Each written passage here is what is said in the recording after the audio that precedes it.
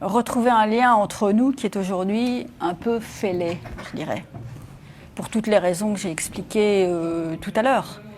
Mais avec la certitude de mon côté que rien n'est perdu.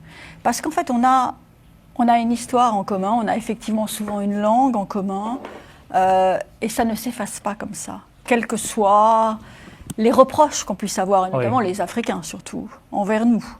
Mais il y a un papier qui est très intéressant dans cette revue, qui est celui d'Elgas, qui a écrit un livre qui s'appelle « Les bons ressentiments ». Effectivement, il revient sur les ressentiments qui ont pu être générés évidemment par la colonisation, pour appeler à les dépasser, pour expliquer aujourd'hui que ça peut être dépassé.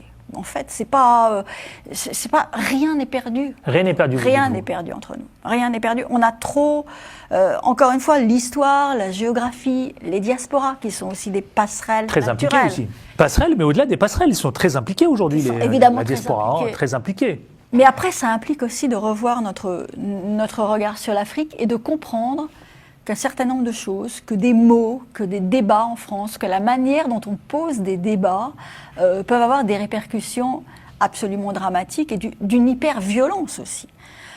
Quand vous voyez des mots comme grand remplacement, par exemple, quand il est question de l'immigration, grand remplacement, mettez-vous de l'autre côté de la Méditerranée.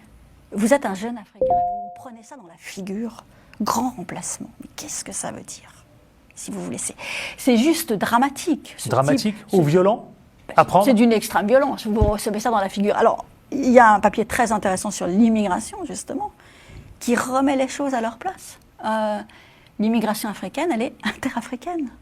Les Africains qui émigrent généralement dans d'autres pays d'Afrique, essentiellement. Et d'ailleurs, personne n'a envie forcément de quitter son pays de gaieté de cœur pour aller envahir un autre État, pour aller remplacer une autre population.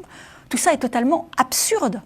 Mais ce type de vocabulaire, comme aussi notre politique d'attribution des visas, qui est aujourd'hui, qui contribue à cette prise de distance, depuis qu'elle a été confiée au ministère de l'Intérieur et plus des Affaires étrangères. Donc ça, c'est juste une erreur au départ, une erreur technique, je dirais, mais qui induit aussi des retards, une approche différente, qui contribue là aussi à générer cette distance. Donc, j'aime beaucoup ce que vous dites, effectivement. J'aime bien ces deux principaux sujets thématiques, c'est vrai, qui sont lourds de sens. Pour clore cette émission,